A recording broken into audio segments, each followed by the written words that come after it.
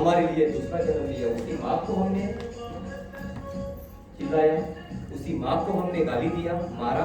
ये तो कोई हैवान ही कर सकता है, ये तो कोई राक्षस ही कर सकता है। और आपने अपने माँ बाप को भी नहीं छोड़ा। दुनिया की जन्नत माँ बाप के चरणों में होती है, उन्हीं को रुलाया हमने, उन्हीं को रुलाया। बाप को भी नहीं छोड़ा, बाप को भी नहीं छोड़ा। ये तो इंसान हो ही नहीं सकता। हमने शैतान का काम किया है। भगवान ने हमें इंसान करके भेजा था, लेकिन हमने शैतान का काम किया है। हमने हमारे खुद के माँ बाप को भी नहीं छोड़ा, चंद पैसों के लिए, चंद प्रॉपर्टी के लिए।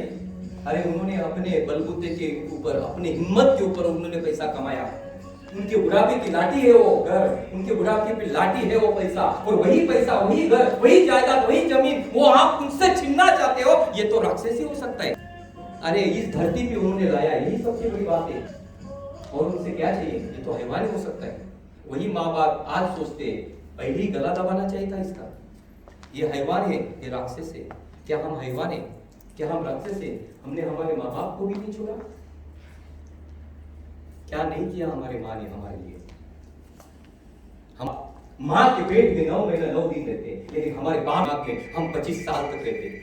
25 साल तक हमारा बाप अंदर से रोता है, वो बाहर से दिखता नहीं। बाप बाप होता है। वो कभी खुद नया कपड़ा नहीं पहनता, वो खुद कभी नया जूता नहीं पहनता। लिखो, हर त्योहार को, दिवाली में, दशहरे में, गणपति में, हर त्योहार को आपको नया कपड़ा ला के दिया, नया मोबाइल लाया। आप वो 1000 का सेल पेन यूज करता है, 500 रुपए का मोबाइल यूज करता है, लेकिन आपके लिए 25,000 का, 50,000 का मोबाइल देता है।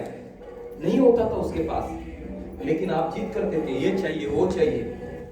फिर भी उन्होंने दिया हमारे प्यार के खातिर। और उसी बाप को रुलाया हमने, उसी बाप को गाली दिया हमने, उसी बाप को मारा हमने। क्यों? चंद पैसों के लिए, चंद प्रॉपर्टी के लिए। ये तो राक्षस ही कर सकता है, ये कोई हैवान ही कर सकता है। आप राक्षस हो, हैवान हो, आपने अपने माँ बाप को भी नहीं छोड़ा। कुंडलिक एक ऐसा इंसान, उन्होंने किसी भगवान की कभी सेवा की थी? जब माँ बाप की सेवा करती, जब भगवान को पता चला ऐसा एक इंसान है धरती पे जो मेरी पूजा नहीं करता, मेरी सेवा नहीं करता, माँ बाप की सेवा करता है, वो मुझे कभी मिलने नहीं आ जाता, मैं उसको मिलने जाता, तो भगवान आया, कुंडलिक मैं भगवान हूँ, विठ्ठल तुझे मिलने आया हो, आ जाओ। बोलता है मैं बिजी हूँ, मेरे माँ बाप की सेवा कर रहा हूँ, मैं अभी आ नहीं सकता। अभी आया तो हूँ, खड़ा कहाँ पे रहूं? वीट का टुकड़ा फेंक देता है, बोला इसके ऊपर खड़े रहो, वेट करो, जब सेवा पूरी होगी तब आऊंगा।